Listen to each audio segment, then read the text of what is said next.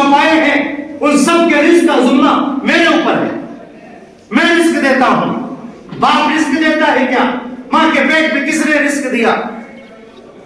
جب وہ 2.5 سال کا تھا اللہ نے سینے میں دودھ رکھا، وہ کس نے دیا؟ اور بچہ جب 4 سال کا ہوا دودھ کیوں ختم ہو گیا؟ اور ماں کی قدرت میں تھا دودھ کو جاری رکھنا، تو 4 سال کے بعد بھی دودھ رکھ سکتی تھی وہ.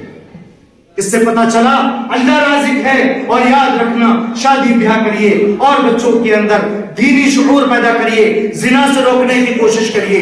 زنا عام ہے، عام ہے، عام ہے، اور زنا کی بہت سی قسمیں ہیں، بہت سی قسمیں ہیں، اور ہر قسم آباد ہے، ہر قسم آباد ہے. ان سب سے بچنے کی کوشش کریں. آج آپ نوجوان اور یہ طلبہ یہاں بیٹھے ہیں، میں اپنے طلبہ سے خاص طور سے کہوں گا اور اپنے بزرگوں سے دعا کی درخواست کروں گا، میرے عزیزوں تمہیں معلوم ہے کیا تمہارے باپ کو کوئی گالی دے تم برداشت کر سکتے ہو؟ تمہاری ماں کو کوئی باہر کا آدمی گالی دے کیا تم برداشت کر سکتے ہو؟ تمہارے دروازے پہ کوئی گرازت ڈالے کیا تم برداشت کر سکتے ہو؟ تمہارے باپ کی فکر کے خلاف کوئی بات کرے کوئی تم برداشت کر سکتے ہو؟ تمہارے باپ کی پراپرٹی پر کوئی دعویٰ کرے کیا تم برداشت کر سکتے ہو؟ بتاؤ بچوں، بتاؤ، باتیں بعد میں کرو. کر سکتے ہو برداشت؟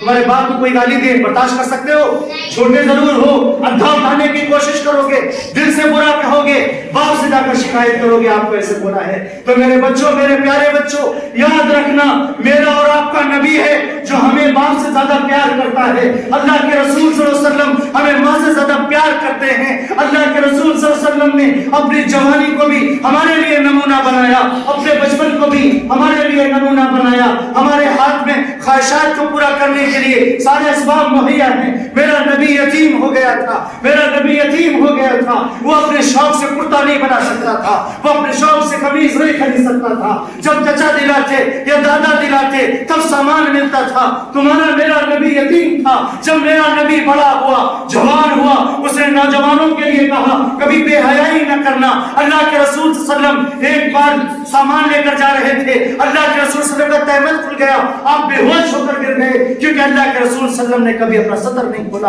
اور ہم گھٹنے کھول کے ہم گھٹنے کھول کر سوتے ہیں، ہم گھٹنے کھول کر ٹہلتے ہیں، ہمیں اس کا حیا نہیں معلوم ہے. تو میرے نوجوانوں، میری بھائیوں بہنوں سے بھی یہ بات پہنچا دیجیے گا کہ آپ اپنے ٹخنوں سے نیچے پیجامہ نہ کریں اور مرد ٹخنوں سے نیچے پیجامہ نہ کریں. یاد رکھنا مردوں کے ٹخنے اگر ٹخنوں سے نیچے پیجامہ گیا مردوں میں بے غیرتی پیدا ہو جائے گی، اور لڑکیوں ماں بہنوں کے ٹخنے سے اوپر پیجامہ گیا تو ان کے اندر بے حیائی پیدا ہو جائے گی.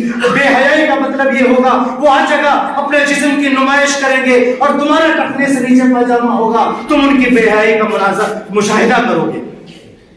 آج یہی ہوا، ہماری بہنوں کے جنس کے پینٹ اوپر ہیں، وہ ٹراؤزر اوپر ہیں، پینٹ اوپر ہیں، اور نوجوانوں میرے بھائیوں کے پیر نیچے ہیں. یہ کیا دستور ہے؟ تمہارے نبی نے کہا تھا کہ ہمارے مردوں کے ٹخنے دکھیں گے اور عورتوں کے چھپیں گے. تم اپنے نبی سے بغاوت کر گئے. کیا تمہیں اپنے نبی کا دین پسند نہیں آیا؟ تمہارے نبی نے کہا تھا کہ اپنی مسلم عورتوں کو پردے میں نکالنا، تم شادی بیاہ کے نام پر اپنی عورتوں کو بے پردہ کر دیا. اللہ کے رسول نے فرمایا تھا الصلاۃ عماد الدین، دین نماز دین کا ستون ہے. جو نماز کو چھوڑ دے گا وہ دین کو چھوڑ دے گا. کیا تم نے اپنی شادی بیاہ اور دکانوں میں نماز کو چھوڑ دینا آسان سمجھا ہے؟ کیا مجھے اور آپ کو اللہ کے نبی کا دین پسند نہیں ہے؟ کیا حضرت حسین کا دین پسند نہیں ہے؟ ابو بکر نے جو دین کو فالو کیا وہ دین پسند نہیں ہے؟ عمر کا دین پسند نہیں ہے؟ بلال کا پسند نہیں ہے؟ سمیہ کا پسند نہیں ہے؟ زینب کا پسند نہیں ہے؟ ام کلثوم کا پسند نہیں ہے؟ ام عائشہ کا دین پسند نہیں ہے؟ تمہیں کس کا دین پسند ہے؟ جو کھڑے ہو کر پیشاب کرتے ہیں ان کا دین پسند ہے؟ وہ دین نہیں ہے، وہ کلچر ہے، اور کلچر ہر جگہ کا الگ الگ ہوتا ہے. لکھنؤ کا کلچر الگ، کانپور کا الگ ہے، بمبئی کا الگ ہے. لیکن یہ بتاؤ لکھنؤ کی اذان، بمبئی کی اذان، لندن کی اذان، عرب کی اذان سیم ہے کہ نہیں؟ اذان کلچر نہیں ہے، اذان عقیدہ ہے. اذان علائم ہے، قرآن عقیدہ ہے، قرآن نہ بدلا گیا. تو یاد رکھنا ہم اور آپ یہاں بیٹھے ہیں، سب سے پہلے اپنے اخلاقیات پر محنت کریں گے انشاءاللہ. نماز پر اتنی محنت کی ضرورت نہیں ہے، نماز دیکھ کر آپ پڑھ لیں گے، ڈر سے پڑھ لیں گے، لیکن اخلاق اپنے اندر سے بنتے ہیں. اخلاق پر محنت کرنے کی ضرورت ہے. ہم نے بزرگوں کی خانقاہوں کے بارے میں سنا ہے, پڑھا ہے اور جانا آنا ہے. وہاں پر جو محنت کی گئی ہے وہ نمازوں پہ محنت نہیں کی گئی, خانقاہوں میں نمازوں پر محنت نہیں کی گئی, اخلاق پر محنت کی گئی ہے.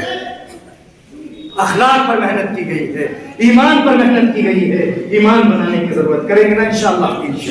اپنی زندگیوں میں چینجنگ لائیں گے نا انشاءاللہ؟ اسلامی شعار کے ساتھ رہیں گے.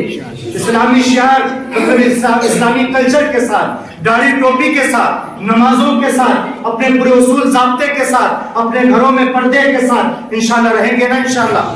جب ایسا کریں گے تب سب سے پہلے ضرورت آپ کو علم کی پڑے گی, سب سے پہلے تعلیم کی ضرورت پڑے گی.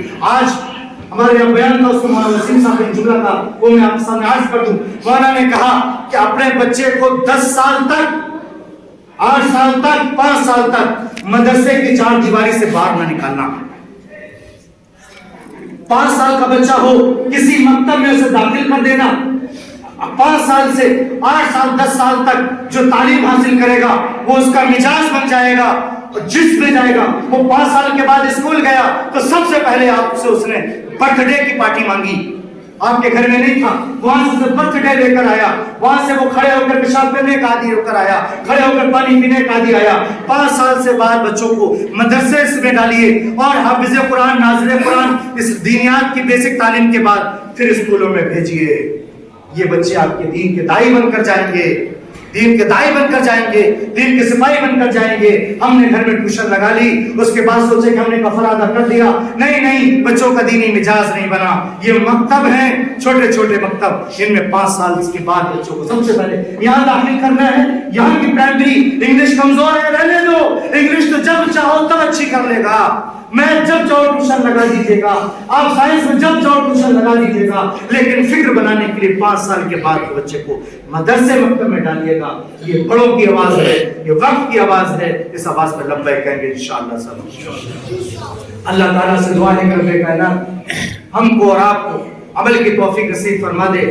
اور ایک شعر ہے علامہ اقبال کا, فضائے بدر پیدا کر فرشتے تیری نصرت کو, فضائے بدر پیدا کر فرشتے تیری نصرت کو, اتر سکتے ہیں گردوں سے قطار اندر قطار. ابھی اگر آج بھی ہم نے فضائے بدر جیسا مقابلہ اپنا سب کچھ اٹھانے کے لیے تیار ہو گئے, فرشتے انشاءاللہ ہماری مدد کریں گے. وما علینا الا البلاغ المبین. انداز بیان سے بہت شوق نہیں ہے, شاعر کی تیرے دل میں اتر جائے میری بات. دعا فرما لیں, بہت بزرگ کرتے ہیں لیکن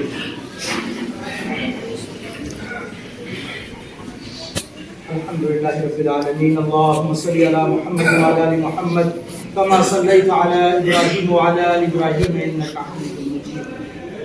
اللهم بارك على محمد وعلى آل محمد كما باركت على ابراہیم وعلى آل ابراہیم انك حمید مجید.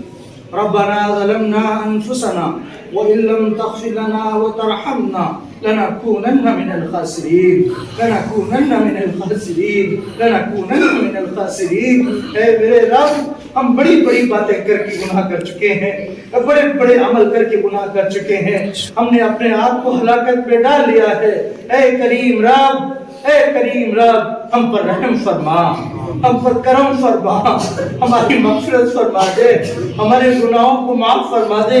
ہمارے گناہ ہماری زندگیوں کے وقت سے زیادہ ہیں, ہماری خطائیں بہت ہیں میرے رب, تجھے معلوم ہے اور میں بھول بھی گیا ہوں, تجھے معلوم ہے اور میں بھول بھی گیا ہوں. میری بڑی خطائیں ہیں یا رب, بڑے گناہ ہیں یا رب. میں نے آنکھوں سے بھی گناہ کیے, ہاتھوں سے بھی گناہ کیے, پیروں سے بھی گناہ ہوئے ہیں, پورا جسم گناہوں سے آلودہ ہو گیا میرے رب. تو معاف کرنے والا ہے, تو معاف کرنے کو پسند فرماتا ہے.